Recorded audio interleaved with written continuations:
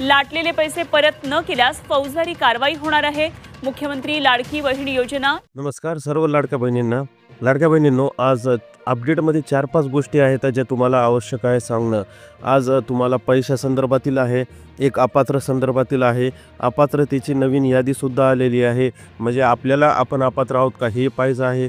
तसेच पैसे आपल्याला येणार आहेत का, आणि मग कोणत्या जिल्ह्यातल्या याद्या आल्या, कोणत्या बँकेकडे जाणार, या सगळ्या गोष्टी ज्या आहेत आज अपडेटमध्ये आलेल्या आहेत। तसेच नवीन GR काय सांगतो ह्या सगळ्याविषयी मी तुम्हाला आज सांगणार आहे। बघा, काल रात्री उशिरा महिला व बाल विकास मंडळाचा नवीन GR आला।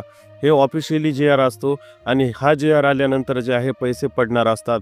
जसं आपल्याला आदितीताई तटकर यांनी सांगितलं होतंच की आपल्याला म्हणजेच 9 तारखेला रक्षाबंधनच्या पूर्वसंध्येला पैसे भेटणार। मात्र याची पुष्टी करण्यासाठी आपल्याला काहीतरी लागेल ना। मग आता हा GR जो आहे आपल्यासाठी होता।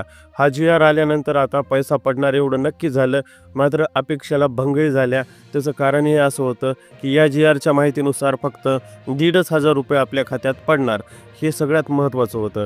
यासोबतच आता 2-3 अशा बातम्या आल्या ज्यामध्ये लाडक्या बहिणींना धक्का बसू शकतो।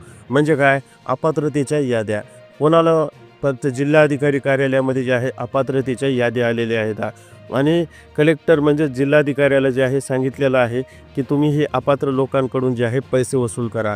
मग आता हे महिन्याभरात पैसे वसूल करा कोणाला सांगितलेलं आहे, तर हे लाडके पुरुष जे होते, ज्यांनी लाडक्या बहिणीच्या नावावर पैसा वसूलला होता, जे ठगलं होतं, त्यांच्याकडून आता चक्क पैसे वसूल करण्याचे सरकारचे निर्देश आलेले आहेत।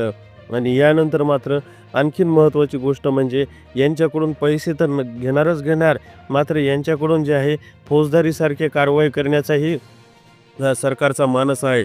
म्हणजे तुम्ही सरकारी योजनांना इतक्या हलक्यात घेऊ नका, असं सरकारचं सांगणं आहे।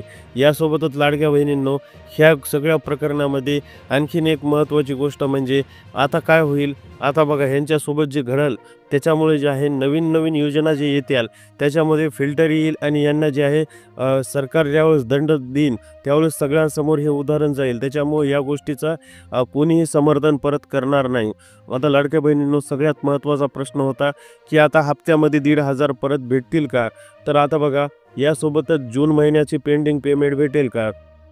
बघा, मी तुम्हाला एक गोष्ट सांगतो, आता सरकारकडून जे आहे अपात्रतेच्या याद्या जिल्हाधिकारी कार्यालयाकडे येत आहेत। म्हणजे माझा ऐका तुम्ही व्यवस्थितपणे, जर जिल्हाधिकारी कार्यालयाकडे अपात्रतेच्या याद्या आल्यात, आता समजून घ्या आपल्याकडे 42 लाख लाडक्या बहीण अपात्र झालत्या, त्या होल्डवर होत्या। मग त्याच्यानंतर जर समजा आता आणखीन त्याच्यात एक 10-1 लाख कमी झाले असतील किंवा 32 लाख राहिले असतील, तर 32 लाख लाडक्या बहिणीच्या अपात्रतेच्या याद्या ज्या आहे सरकारकडे येणार, म्हणजे कोणाकडे, जिल्हाधिकाऱ्यालयाकडे येणार।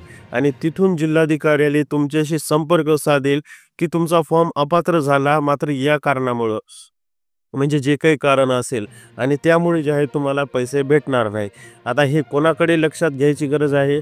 आता बघा, होल्डवर तर आहेच, मात्र जूनचा हप्ता जे आहे आणखीनही भेटू शकतो त्या लाडक्या बहिणींना, ज्या लाडक्या बहिणींना सरकारनं पात्र केलं आहे। म्हणजे सरकारनं साधा नियम सांगितला होता की आम्हाला वरून नेटवर्क विभागानं ही अपात्रतेची यादी दिलेली आहे, यामध्ये 42 लाख लोक आहेत, मात्र आम्ही याला कधीही अपात्र मानत नाहीत, हे होल्डवर आहेत, याची कसून चौकशी होणार आहे, पहिली गोष्ट। दुसरी गोष्ट, त्यांनी उदाहरण देऊन सांगितलं होतं की नमो किसान योजनेला 10 लाखाची यादी दिली होती, मात्र त्यातून 5 लाख पात्र ठरले होते आणि 5 लाख अपात्र ठरले होते। म्हणजे आता या 42 लाखापैकी अर्धे पात्र ठरण्याची शक्यता आहे। ज्या बहीण कमेंट करून विचारतात त्यांच्यासाठी हे महत्त्वाचं। तिसरी गोष्ट म्हणजे रक्षाबंधनच्या पूर्वसंध्येला आपल्याला पैसे पडणार आहेत। त्याच्यामुळे रक्षाबंधनच्या पूर्वसंध्येला आपल्याला किती पैसे पडणार आहेत, तर बरोबर 1,500 पडणार आहेत।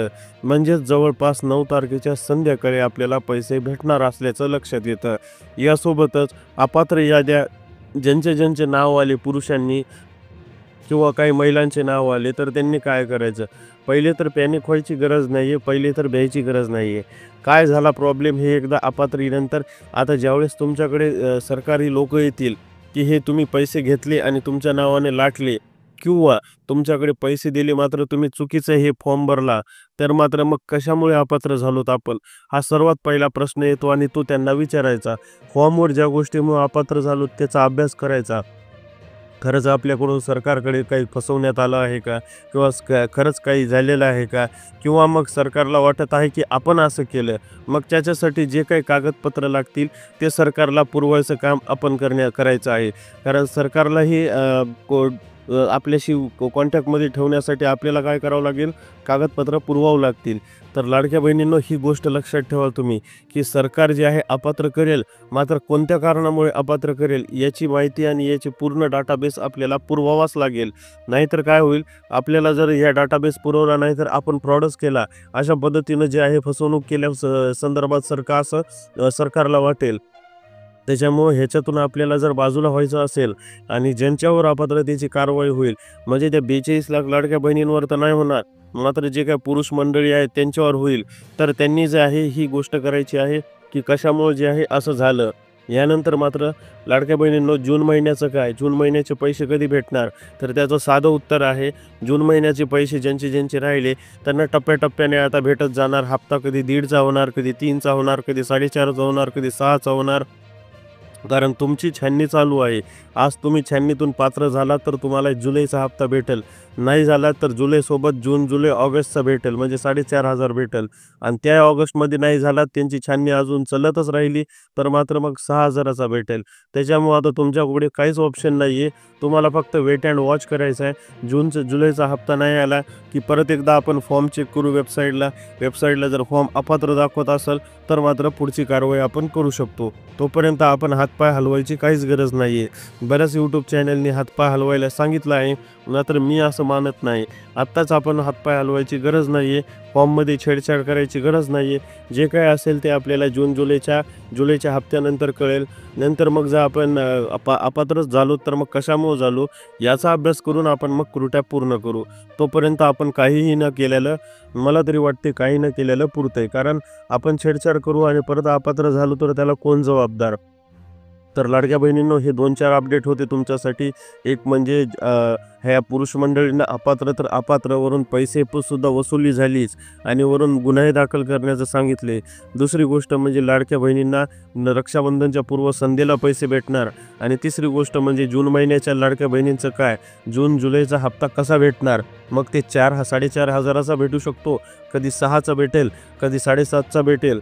तर ते डिपेंड आहे की तुमचा फॉर्म कोणत्या महिन्यात जे आहे चेक होऊन पात्र झाला. आणि सेकंडरी म्हणजे तुम्हाला फॉर्म चेक कधी करायचा आहे? आता जुलैच्या महिन्यामध्ये जर तुमचे परत पैसेच नाही आले तर मात्र फॉर्म चेक करायचा आहे. मग आपला अपात्र लिहिलेलं आहे का पेंडिंग आहे हे समजून जाईल.